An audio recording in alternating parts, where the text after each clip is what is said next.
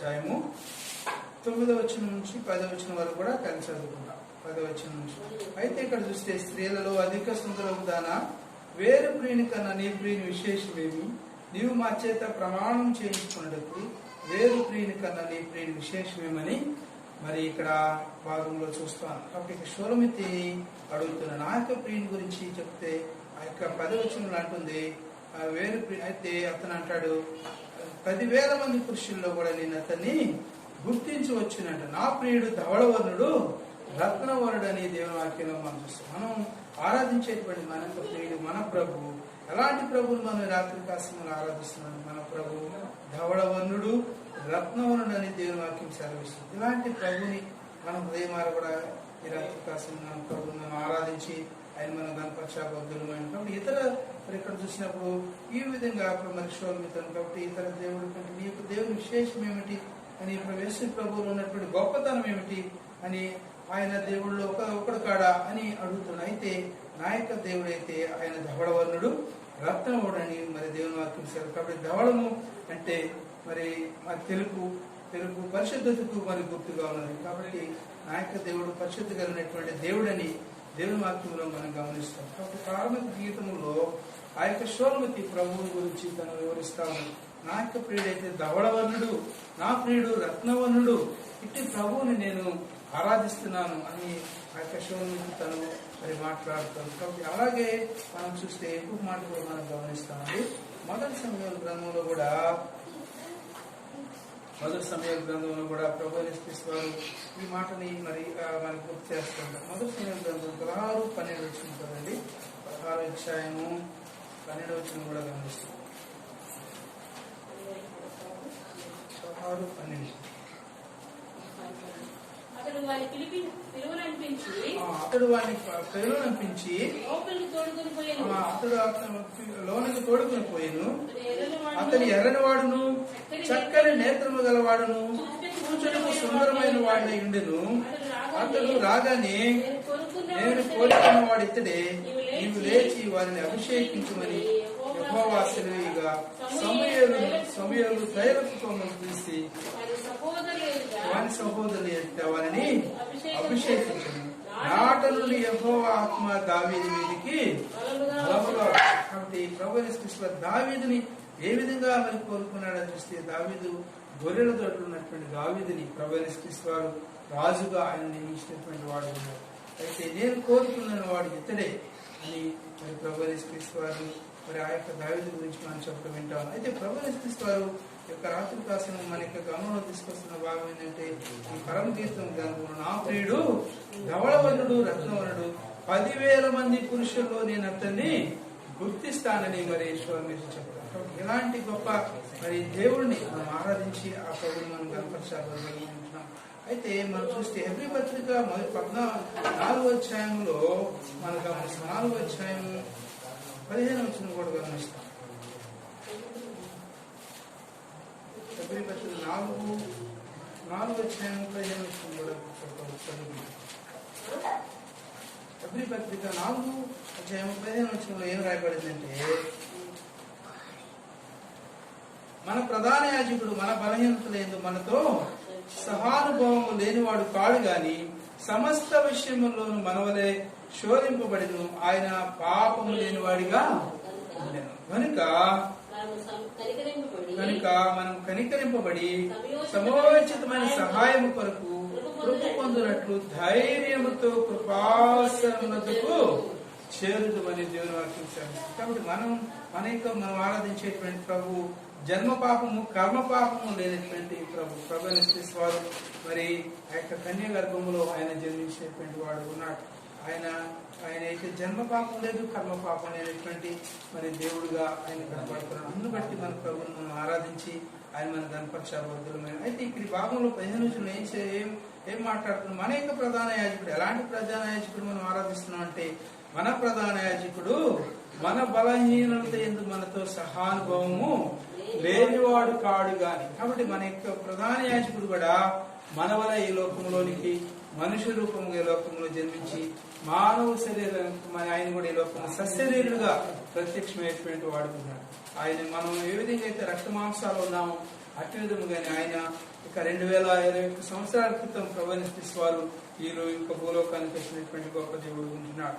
అందును బట్టి మన ప్రభువుని మనం ఆరాధించి ఆయన మన కనపరచబద్దులమైనాడు. మన యొక్క ప్రధాన యాజకుడు మన బలహీనతలందు మనతో సహానుభావం లేనివాడు కాడు గాని సమస్త విషయములో మన వలె శోధింపబడి. కాబట్టి మన సమస్త విషయాలు ఒకటని రెండని అదని ఇదని కాదు గాని సమస్త విషయముల్లో కూడా ఆయన మన వలె శోధింపబడిను. ఆయన పాపము లేనివాడిగా జీవించినాడు. అందుని బట్టి మన ప్రభువును ఆరాధించాం. మనం ఆరాధించే ప్రభువులో పాపం లేదు. ఆయన ఎలాంటి పాపం నేర్పిండి వాడు. అయితే నా యొక్క ప్రియుడు ఎలాంటి వాడంటే అంటుంది, నా ప్రియుడు ధవళవర్ణుడు, నా ప్రియుడు మరి రత్నవర్ణుడు అని షోలమెత్తి ప్రభువుని తను కొనియాడుతున్నది. తన యొక్క ప్రభుని ఎంతగా కొనియాడుతుందంటే, నా యొక్క ప్రియుడు ధవళవర్ణుడు, రత్నవర్ణుడు, 10,000 మందిలో కూడా నేను అతన్ని గుర్తిస్తాను అని చెప్తాను. అందుని బట్టి మన ప్రభువును మనం ఆరాధించి ఆయన మనం కనపరచబద్దులమైంది. అలా యోహాను సువార్తలో కూడా చూస్తే 8వ అధ్యాయము 46వ వచనం కూడా చదవండి. 8వ అధ్యాయము 46వ వచనం కూడా చదువుకుంటాం.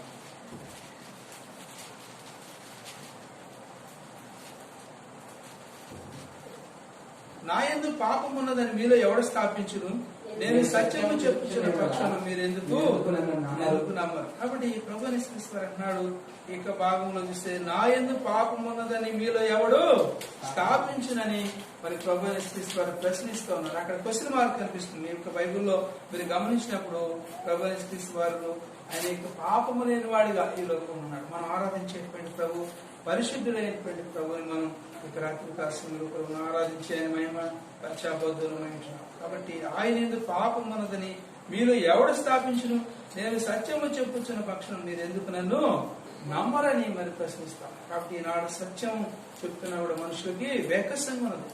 కాబట్టి మనుషులు కల్పనాకాల వైపే ఆకర్షితులవుతున్నారు కానీ సత్యం వైపు మనుషులు ఎరగకున్నారు. అందుకనే దేవుడు అంటున్నాడు, నేను సత్యమే చెప్తున్నాను కానీ మీరు ఎందుకు నన్ను మీరు నమ్మటం లేదని దేవుని వాక్యం సెలవిస్తుంది. మన యొక్క ప్రభు ఎలాంటి ప్రభు ఉన్నాడంటే అదే భాగం చూస్తే యోహాను సువార్తలోనే మరి గమనించినప్పుడు 9వ అధ్యాయం 4వ వచనం కూడా చదువుకుంటాం. 9వ అధ్యాయము యోహాను సువార్త 9వ అధ్యాయం 4వ వచనం కూడా సహాయం చేయండి. పిలాతు మరలా వెలుపలకు వచ్చి, ఇదిగో ఈయనందు ఏ దోషము కూడా కనబడలేదని మీకు తెలియనట్లు మీరు మీదకు వెలుపలకు వారితో. కాబట్టి ప్రభువైన యేసుక్రీస్తు వారు కూడా ఇక 19వ అధ్యాయంలో యోహాను సువార్త 19వ అధ్యాయంలో అప్పుడు పిలాతు యేసును పట్టుకుని ఆయనను కొరడాలతో కొట్టించును, రాణుల వారు ముండ్ల కిరీటము నల్లి ఆయన తల మీద పెట్టేది, ఉదారంగు వస్త్రములు ఆయనకు తొడిగించి ఆయన వద్దకు వచ్చి యూదుల రాజా శుభమని చెప్పి ఆయన్ను అరచేతులతో పెట్టారు. కాబట్టి ప్రభువైన యేసుక్రీస్తు వారు నీ నిమిత్తము నా నిమిత్తం కూడా ఆయన శ్రమ పొందినటువంటి వాడు ఉన్నాడు. ఆయన ప్రభువైన యేసుక్రీస్తు వారు ఆయన ఏ విధంగా అంటే యూదుల రాజు నీవేనా అని ఆయన్ని అపహసించినారు. కాబట్టి ఆయన అరచేతులతో పెట్టారు. కాబట్టి పిలాతు అందుకని 4వ వచనం పిలాతు మరలా వెలుపలకు వచ్చి మరలా కూడా వెలుపలకు వచ్చి అంటున్నాడు, ఇదిగో ఈయన యందు నాకు ఏ దోషము కనబడ్డాయి. కాబట్టి మన యొక్క ప్రభువులు ఎలాంటి దోషం లేదు, ఆయనకి జన్మలో పాపం లేదు. కాబట్టి ఇలాంటి ప్రభు మనం ఆరాధించే ప్రభు మరి ఇలాంటి ప్రభుని మనం ఆరాధిస్తాం అనుకోండి. ఆయన యందు నాకు ఏ దోషము కూడా కనపడలేదని మీకు తెలియగలందులకు ఈయనను మీ యొద్దకు వెలుపలకు తీసుకొని వచ్చున్నానని ఆయనతో చెప్తారు. కాబట్టి మనం ఆరాధించేటువంటి ప్రభు ఎలాంటి పరిశుద్ధుని ప్రభుని మనం ఆరాధిస్తున్నామంటే ఎలాంటి గొప్ప దేవుణ్ణి ప్రభువుని యేసుక్రీస్తుని మనం ఆరాధిస్తున్నాం. అందుని బట్టి ప్రభు మనం అలాగే పేతురు రాసిన పత్రికలో 1వ అధ్యాయము చదవండి. 1 పేతురు 1వ అధ్యాయము 14వ వచనం కూడా గమనిస్తాం. 1 పేతురు 1వ అధ్యాయము 14వ వచనం కూడా, నేను పరిశుద్ధుడై ఉన్నాను కనుక మీరు పరిశుద్ధులై రాయబడిన ప్రకారం ఉన్నది. కాగా మీరు విధేయులకు పిల్లలై పూర్వ జ్ఞాన దశలో ఆశలను అనుసరించి ప్రవర్తింపక మిమ్మును పిలిచిన వాడు పరిశుద్ధుడైన ప్రకారము మీరును వీరును సమస్త ప్రవర్తన యందు పరిశుద్ధులై పరిశుద్ధులై ఉండుడి. కాబట్టి ప్రభు యేసు వారు నిన్ను నన్ను ఎందుకు పిలిచాడంటే పరిశుద్ధంగా జీవించాలి. ప్రభు యేసు వారు నీకు నాకు కూడా ఆయన మాదిరి ఉంచిపోయారు. ప్రభు ఆయన ఎలాంటి వాడికి ఉన్నాడని చూస్తే మనము యొక్క ధవళవర్ణుడు అంటే ఆ యొక్క ఎలాంటి తెలుగు ధవళం అనగా తెలుగు గుర్తుగా ఉన్నది. ఇట్ట ప్రభు మన కొరకు ఏ విధంగా చేస్తున్న నేను పరిశుద్ధునై ఉన్నాను కనుక మీరు కూడా పరిశుద్ధులై ఉండుడని రాయబడింది. కాబట్టి నేను పరిశుద్ధులై ఉన్నాను కనుక మీరు కూడా పరిశుద్ధంగా జీవించండి, మీ యొక్క జీవితాన్ని మరి పరిశుద్ధంగా గడపండి అని ప్రభు యేసు వారు ఆయన ఆజ్ఞాపిస్తున్నాడు.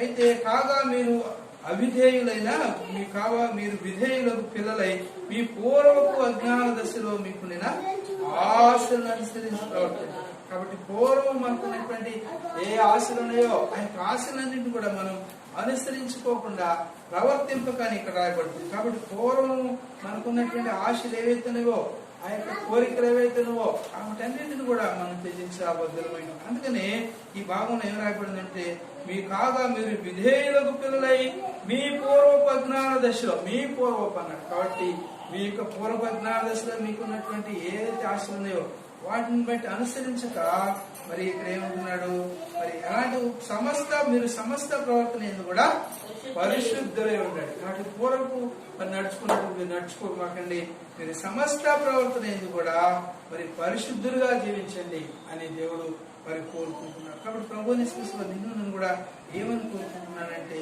సమస్త ప్రవర్తన ఎందుకు మనం పరిశుద్ధులై ఉండాలి. కాబట్టి మన యొక్క మాట ఎందు, చూపు ఎందు, నడక ఎందు మన ప్రతి పరిస్థితిలో కూడా దేవునికి మనం అట్టి విధంగా దేవుని మరి ఏ విధంగా అయితే పరిశుద్ధంగా జీవించినాడో అట్టి విధంగా నీవు కూడా పరిశుద్ధులై ఉండు అని దేవుని వాక్యం సెలవిస్తుంది రాత్రి కాలం. ఎందుకంటే మనం ఆరాధించేటువంటి ప్రభు ధవళవర్ణుడు. ఆయన ధవళం అంటే మరి తెలుపుకు గుర్తులు అని. కాబట్టి ఇట్టి మరి స్పష్టత ఇట్టి పరిశుద్ధత కలిగినటువంటి దేవుని రాత్రి కాలం మనం ఆత్మతో సత్యంతో ఆరాధించి ప్రభుని మనం కనపరచబద్ధమైన. అలాగే ఆయన రత్నావరుడు అనగా రత్నం అనగా ఎరుపు రక్తమునకు మరి రక్తానికి ప్రేమకు మరి గుర్తుగా కనిపిస్తుంది. రెండవదిగా చూస్తే ఆయన రత్నావరుడు నీ కొరకు నా కొరకుగా కూడా ఆయన యొక్క సిలువలో ఎర్రని వాడిగా అయిపోయినాడు. కాబట్టి నా పాపము కొరకే ఆయన సిలువలో ఆయన అనేకమైనటువంటి మరి చిత్రహింసలు మరి ఆయన భరించినటువంటి వాడు ఉన్నాడు. అందుకే మనం చూస్తాం ఈ భాగంలో చూస్తే యోహాను రాసిన మొదటి పత్రిక 4వ అధ్యాయం, యోహాను రాసిన మొదటి పత్రిక 4వ అధ్యాయంలో 4వ అధ్యాయం 8వ వచనం కూడా చదవండి. దేవుడు ప్రేమ స్వరూపి, ప్రేమ లేని వాడు దేవుని ఎరగడు. మనం ఆయన ద్వారా జీవించినట్లు దేవుడు తన కుమారుని లోకములోనికి పంపెను. దీని వలన దేవుడు మనల్ని ఇచ్చిన ప్రేమ ప్రత్యక్షపరచబడిన. చాలండి. అప్పుడు ప్రభు యేసు వారు ఆయన ఏ విధంగా మనం ప్రేమించినాడు. కాబట్టి ఈ యొక్క రత్నం అనగా రత్నం అనగా ఎరుపుకి ప్రేమకు మరి గుర్తుగా మరి చిహ్నంగా కనుక. కాబట్టి మన ప్రభు ఏ విధంగా నీ కొరకు నా కొరకు కూడా ఈ లోకంలో ఉన్నాడని చూసినప్పుడు ఆ యొక్క భాగంలో ప్రభు యేసు వచ్చిన అంటారు, దేవుడు ప్రేమాస్వరూపి. మనం ఆరాధించేటువంటి ప్రభు ఆయన యేసుక్రీస్తే ప్రేమాస్వరూపి. కాబట్టి దేవుడు ప్రేమాస్వరూపి అని ఈ భాగంలో మనం చూస్తాం. కాబట్టి ప్రేమాస్వరూపి అని ఫుట్నోట్లో ఏ అని రాయబడింది. కాబట్టి దేవుడు ప్రేమై ఉన్నాడు. దేవుడు ప్రేమై ఉన్నాడు. కాబట్టి దేవుని యొక్క ప్రేమ నిన్ను నన్ను కూడా ప్రేమిస్తూ ఉన్నాడు. ఆయన యొక్క ప్రేమతో ఆయన యొక్క జాలితో నిన్ను నన్ను కూడా ఆయన ఆదరిస్తూ దయపరుస్తున్నటువంటి గొప్ప దేవుడు ఉన్నాడు. అందుకనే దేవుడు ప్రేమాస్వరూపి. ప్రేమ లేని వాడు దేవుని ఎరగడండి. కాబట్టి దేవుని ప్రేమ లేనటువంటి వాడు దేవుని ఎరగడు అని దేవుని వాక్యం సెలవిస్తాం. కాబట్టి ప్రేమ లేకపోతే వాడు దేవుడిని ఎరుగుతాడు. కాబట్టి ఇంట్లో ఉన్నటువంటి వారిని ప్రేమించరు. కాబట్టి ఇంకా దేవుడిని ప్రేమిస్తారు. కాబట్టి ఈ విధంగా మానవులు మరి ఎటు విధంగా మరి మూర్తిగా జీవిస్తున్నారు. మన యొక్క ప్రభు అయితే మరి ఆయన ప్రేమాస్వరూపి అయితే ఆయన ద్వారా నీవు కూడా జీవించినట్లు 9వ వచనం చూస్తుంది. మనం ఆయన ద్వారా జీవించినట్లు దేవుడు తన అద్వితీయ కుమారుని లోకంలోనికి పంపెను. దీని వలన దేవుడు మనల్ని ప్రేమ ప్రత్యక్షపరచబడిందండి. ప్రభువైన యేసుక్రీస్తు వారు మన మీద ఉంచినటువంటి ప్రేమని ఆయన ఇక వచనంలో ఆయన ప్రత్యక్షపరిచినాడు. కాబట్టి మానవులారా మీరందరూ కూడా రాజ్యపురండి అని ఆయన అన్నది కానీ ఆయనే ఈ లోకానికి దిగి వచ్చాడు. మనం ఆరాధించేటువంటి ప్రభు ఆకాశం మహాకాశం ప్రజానికి గొప్ప దేవుడు. ఆయనైతే ఆకాశము, ఆయన సింహాసనం, భూమి ఆయన పాదపీఠం ఉన్నటువంటి దేవుడు తను తాను తగ్గించుకుని ఈ లోకంలో రిక్తుడుగా దీనుడుగా ఆయన ఈ లోకంలోకి వచ్చినటువంటి గొప్ప దేవుడుగా ఉన్నాడు. మన యొక్క దేవుడు ఆయన అందుకని శోలమెత్తి అంటున్నది, నా దేవుడు ధవళవనుడు రత్నవనుడు అని ఆయన నేను 10,000 మందిలో కూడా నేను అతన్ని గుర్తిస్తాను అంటే కారణం ఏంటంటే దేవుని గొప్పతనం, ఆయన ఉన్నటువంటి గుణశీలతను బట్టి ఆ యొక్క మాటలు రాయబడుతూ ఉన్నాయి. ప్రభుత్వ వారు తన అద్వితీయ కుమారుని ఈ లోకంలోనికి ఆయన పంపించాడు. నిన్ను నన్ను కూడా రక్షించడానికి, నిన్ను నన్ను విమోచించడానికి, మానవ కోటి అందరినీ కూడా విమోచించే కొరకే దేవుడు తన యొక్క కుమారుని, తనకి ఏకైక కుమారుని, తనకి జంతైక కుమారుని ఈ లోకంలోనికి పంపించి ఈయన యొక్క పాపమును ఆయన కుమారుని మీద మోపి ఆయన నీకు నాకు కూడా ఆయన మనకు రావాల్సిన శిక్ష నుంచి దేవుడు మనల్ని విడిపించినటువంటి వాడు ఉన్నాడు. అందుకనే అంటున్నాడు, ఆయన తన అద్వితీయ కుమారుని లోకంలోనికి పంపిన దీని వలన దేవుడు మన నుంచిన ప్రేమ ప్రత్యక్షపరచబడు. కాబట్టి దేవుడు లోకాన్ని ప్రేమించినాడు. అందుకని దేవుడు లోకం ఎంతో ప్రేమించను అని రాయబడుతున్నది. అయితే 10వ వచనం చూస్తే మనము దేవుని ప్రేమించుతున్నది కాదు, తానే మనం ప్రేమించి మన పాపములకు శాంతికరమైనట్టుకు తన కుమారుని పంపించిన. ఇందులో ప్రేమ. కాబట్టి యొక్క రత్నము అనేది దేనికి గుర్తుగా ఉన్నదండి? రత్నము చూస్తే ప్రేమకు గుర్తుగా ఉన్నది, రక్తము గుర్తుగా. కాబట్టి మన యొక్క ప్రభు రత్నవర్ణుడు, ఆయన రత్నముడుగా ఆయన మీకు నాకు ప్రత్యక్షమవుతున్నాడు. ఈ రాత్రి కాలంలో మనం ఎందుకు ప్రభుని ఆరాధించాలంటే ప్రభుని నీడల నాయలు కూడా చేసినటువంటి గొప్ప కార్యం. ఆయన ప్రియ కుమారుని, తనకి ఏకైక కుమారుని, తనకి జనతైక కుమారుని ఈ లోకంలోనికి నిన్ను నన్ను రక్షించాలని, విమోచించాలని, ఇక పాపం నుండి, శాపం నుంచి, నరకం నుంచి, ప్రతి విధమైనటువంటి దాని నుంచి కూడా నిన్ను నన్ను తప్పించాలని, ఈ లోకంలో దేవుని కొరకు పరిశుద్ధంగా జీవించాలని ప్రభు తన యొక్క ప్రియ కుమారుడు ఈ లోకంలో పంపించినటువంటి గొప్ప దేవుడు ఉంటున్నాడు. అందును బట్టి మన ప్రభువుని మనం ఆరాధించి మన ప్రభువుని గణపరచబద్ధులమైన. కాబట్టి తన యొక్క అద్వితీయ కుమారుని లోకంలోనికి పంపిన దీని వలన దేవుడు మన నుంచిన ప్రేమ ప్రత్యక్షపరచలేదు. కాబట్టి మనం దేవుని ప్రేమించేది కాదు, తానే మనం ప్రేమించి మన పాపములకు శాంతికరమైనట్టుకు తన కుమారుని పంపిన. ఇందులో ప్రేమ ఉన్నది. కాబట్టి శాంతికరమైనట్టుకు తన కుమారుని పంపించినాడు. ఈ లోకంలో సమాధానాన్ని ఆయన అనుగ్రహించినటువంటి గొప్ప దేవుడు ఉన్నాడు. అందుని బట్టి మన ప్రభుని మనం రాత్రి కాలంలో ఆరాధించి ఆయన మనం గణపరచబద్ధులమైన. అలా ఇదే అధ్యాయంలో 19వ వచనం కూడా చదవండి. 19వ వచనం 4వ వచనం, ఆయనే మొదట మనం ప్రేమించను కనుక మనము ప్రేమించుచున్నాం. కాబట్టి దేవుడు మనల్ని ఆయనే మనం మొదట ప్రేమించాడు, మనం మొదట ప్రేమించాం. కాబట్టి నీవు నేను మొదట దేవుని యొద్దకు రాలేదు, దేవుని యొద్దకు రావడానికి మనం ఇష్టపడలేదు. మనం మన యొక్క పనుల్లో, మన యొక్క వ్యాపారాల్లో మన జీవితాన్ని మనం గడుపుతా ఉన్నాం. అయితే దేవుడు ఆయన 19 వచ్చి ఆయనే మొదట మనం ప్రేమించాం. అందుకని దేవుడు ప్రేమాస్వరూపి. అది దేవుడు తన యొక్క ప్రేమను ప్రత్యక్షపరచు. దేవుడు లోకం ఎంతో ప్రేమించినాడు. లోకంలో ఉన్నటువంటి ప్రజలందరినీ కూడా దేవుడు ప్రేమించినటువంటి గొప్ప ప్రేమాస్వరూపుతున్నాడు. అందును బట్టి మన యొక్క ప్రభుని మనం ఆరాధిస్తాం. ఆయనే మొదట మనం ప్రేమించను కనుక మనము ప్రేమించుచున్నాం. కాబట్టి మొదట ఆయనే ప్రేమించినాడు కనుకనే మనం ప్రేమించబద్ధులమైన. అందును బట్టి అలాగే రోమపత్రికల గురించి 6వ అధ్యాయం 10వ వచనం కూడా చదవండి. 6వ అధ్యాయం 10వ వచనం ఏ రాయబడతా ఉన్నదంటే, ఏలైనగా ఆయన చనిపోవడం చూడగా పాపం విషయం ఒక్కసారి చనిపోయింది గాని ఆయన జీవించుడు చూడగా దేవుని విషయమై జీవించున్నాడు. అటువలే మీరును పాపం విషయమై మృతులుగాను దేవుని విషయమై క్రీస్తు యేసునందు జీవులుగాను మిమ్మల్ని మీరే ఎంచుకోవాలి. కాబట్టి ఎవరు వచ్చి ఎంచుకోం కాదు, మిమ్మల్ని మీరే ఎంచుకోవాలని దేవుని వాక్యం ఈ రాత్రి కాశంలో హెచ్చరిక చేస్తాను. ప్రభుత్వ కాబట్టి పాపం విషయమై ప్రభుత్వ ఒక్కసారి ఆయన లోకంలో చనిపోయినటువంటి గొప్ప దేవుడు ఉన్నాడు. ప్రభువును మనం ఎందుకు ఆరాధించాలని చూస్తే దేవుని విషయమై జీవించుతున్నాను మరి దేవుని వాక్యం సెలవిస్తుంది. కాబట్టి అటు విధంగా 11 పాపం విషయమై మృతులు గాను దేవుని విషయమై క్రీస్తు చేసినందు మరి నీవు నేను కూడా మరి జీవులు గాను మరి మిమ్మల్ని మీరే ఎంచుకోవాలని దేవుని వాక్యం సెలవిస్తుంది. అటు విధంగా నీవు నేను కూడా విశ్వాస ఆత్మీయ యాత్ర జీవితంలో మరి ప్రభువును పోలి మనం జీవించాలని దేవుడు నీకు నాకు కూడా ఇది మరి నియమించినటువంటి గొప్ప దేవుడు ఉన్నాడు. అందుని బట్టి మన ప్రభువును మనం ఆరాధించి మనం దాన్ని పక్షపోతాం. మొదటి యోహాను పత్రికలోని 3వ అధ్యాయం 16 వచనం కూడా చదువుకుంటాం. యోహాను రాసిన మొదటి పత్రిక 3వ అధ్యాయం. ఆయన మన నిమిత్తము ఆయన మన నిమిత్తం తన ప్రాణము పెట్టెను గనుక దీని వలన ప్రేమ ఏంటిదో తెలుసుకుంటాం. కాబట్టి దేవుడు తన యొక్క ప్రాణాన్ని నీ కొరకు నా కొరకు కూడా పెట్టినటువంటి గొప్ప దేవుడు ఉన్నారు. కాబట్టి దేవుడు నమ్మేటువంటి వారు ఎవరు కూడా తన ప్రాణాన్ని పెట్టలేదు. ప్రభువు యేసు క్రీస్తు వారే ఈ లోకంలో ఆయన నీ కొరకు నా కొరకు కూడా ప్రాణాన్ని మరి దారిపోసినటువంటి గొప్ప దేవుడు ఉన్నారు. అందుని బట్టి మన ప్రభువుని మనం ఆరాధించాలని ఆయన కోరుకుంటున్నారు. ఆయన మన నిమిత్తం తన ప్రాణమును పెట్టెను.